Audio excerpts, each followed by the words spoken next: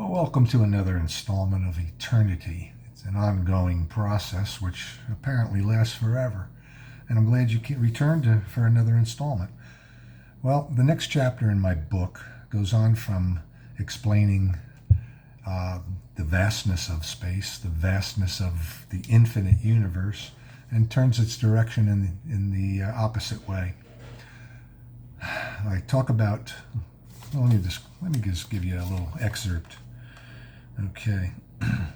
The theory for the concept of an atom was first recorded by Greek philosophers Democritus and Lysippus in the 5th century BC. It was thought if you take a piece of matter and continually divide it, you eventually come to a point where you could divide it no more. The Greek word atomos, from which the word atom is derived, is translated as indivisible.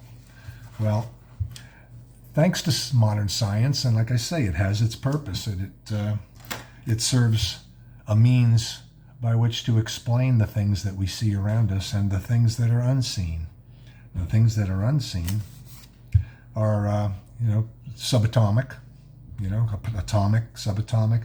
I mean, there is just so far we can go with an electron microscope to see into something, and beyond that we cannot see. In fact, no man has seen an atom per se. They've detected the evidence or of subatomic particles in these particle accelerators and so forth. But anyway, what we've come to discover with the advancements of science, that the atom, what was thought to be the indivisible, is now being divided and divided and divided, almost in an infinite fashion.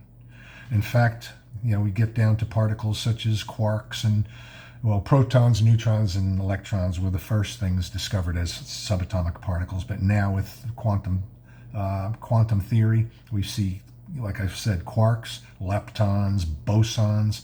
And in fact, it's very interesting. They discovered one in 2012 called the Higgs boson.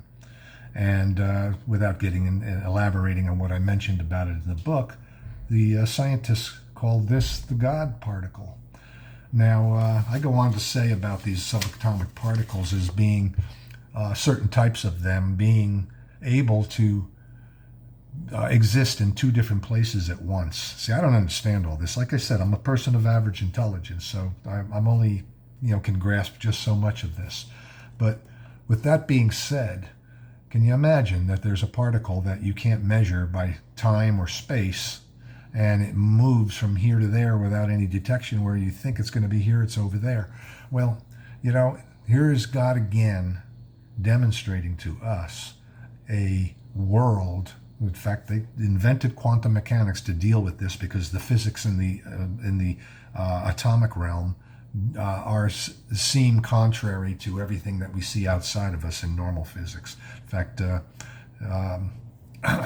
what's his name? Let's see. Gee whiz. I can't remember his name off the top of my head. The guy in the wheelchair. Okay, you know who I mean, who recently passed away. Was forever in search of combining the two theories, the quantum theory with the realm of physical physics. And so anyway, in essence, what I was trying to say about the subatomic is that God's trying to demonstrate to us that there is an unseen world, that there are things we're never going to be able to see with our physical eyes. And what I'm trying to impress and trying to draw you into this other world of the spiritual realm, which most people ignore. In fact, they also not just ignore it, but then when they attempt to try to find it, they go in the wrong direction and start adapting to all these new age things, these Eastern mysticism and so forth. And because it's more, is it more colorful? It's more romantic to think those things than to actually think that God has established a realm that is unseen and that we should all be made aware of. Because basically, and I called it the spirit realm for a reason, because we are body, soul, and spirit. The body being obviously what it is, the outer shell, that it's like this rented car we're driving through life in, or the soul being the mind, the will, the emotions, and then there's a spirit that's inside of us. And that spirit is attached to the spirit world out there, that in that unseen realm, where all sorts of things are happening that are not so good, and good. There is actually a spiritual battle being fought, but I'm getting ahead of myself. But what I want to bring you to your awareness is that you are a spirit being living in a physical body. You're a spirit with a soul living in a physical body. That spirit, when it's born, when we're born in the physical, it's born alive, but it's born destined to die, and they're for reasons which I'll give later. But we're also born with a spirit, which I call stillborn, until it comes into contact with the Holy Spirit of God. Then your spiritual eyes get opened and you start to see things that you haven't seen before, and understand things and be able to figure out things that you haven't been able to decide for yourself as to what explanations could possibly be for the evil in the world, and even the milk of human kindness. It's all there.